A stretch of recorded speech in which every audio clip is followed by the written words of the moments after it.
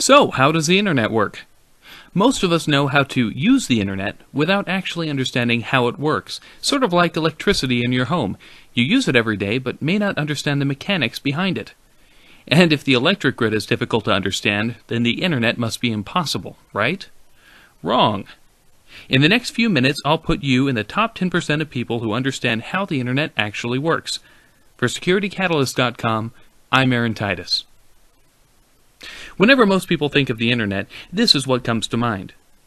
The internet is not a bubble cloud, even in the new age of cloud computing.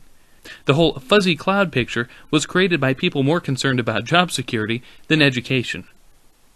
This is the internet. The internet is a wire, actually buried in the ground. It might be fiber optics, copper, or occasionally beamed to satellites or through cell phone networks, but the internet is simply a wire. The internet is useful because two computers connected directly to this wire can communicate. A server is a special computer connected directly to the internet, and web pages are files on that server's hard drive. Every server has a unique Internet Protocol address, or IP address. Just like a postal address, IP addresses help computers find each other.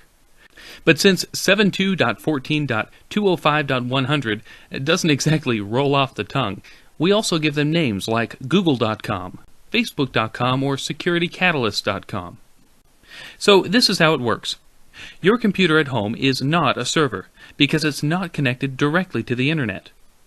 Computers you and I use every day are called clients, because they're connected indirectly to the internet through an internet service provider.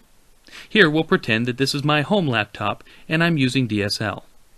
Now let's pretend that I want to visit AOL.com, which is coincidentally both a server and an ISP. I hop onto my laptop with DSL, go through my ISP, onto the internet, and look at AOL.com. My computer connects with AOL.com, and I can look at its web pages. Now let's say that I want to send an email to Aunt Ruth. Aunt Ruth has AOL dial-up from home, and I've got a Gmail account.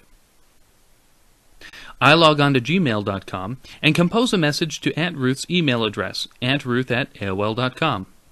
Once I click send, gmail.com sends the email to AOL.com. The next day, Aunt Ruth dials into AOL servers and retrieves the email. Whenever an email, picture, or web page travels across the internet, computers break the information into smaller pieces called packets. When information reaches its destination, the packets are reassembled in their original order to make a picture, email, web page, or tweet. Okay, so imagine you're at work sitting next to your boss, and you're both surfing online. Your boss is doing market research, and you're updating your Facebook profile. You're both sending packets back and forth over the internet. But what's to keep your packets from accidentally ending up on your boss's screen? That could be embarrassing. The solution to that problem is IP addresses and routers. Everything connected directly or indirectly to the internet has an IP address. Everything. That includes your computer, servers, cell phones, and all of the equipment in between. Anywhere two or more parts of the internet intersect, there's a piece of equipment called a router. Routers direct your packets around the internet, helping each packet get one step closer to its destination. Every time you visit a website, upwards of 10 to 15 routers may help your packets find their way to and from your computer. Imagine each packet as a piece of candy wrapped in several layers. The first layer is your computer's IP address.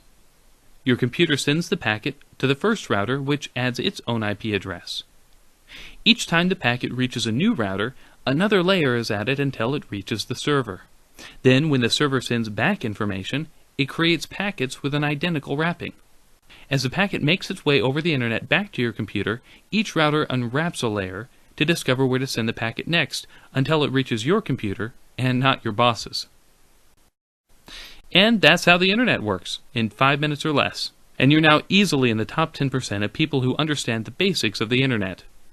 If you found this video helpful, check out SecurityCatalyst.com for all kinds of ideas on how to protect your information. I'm Aaron Titus.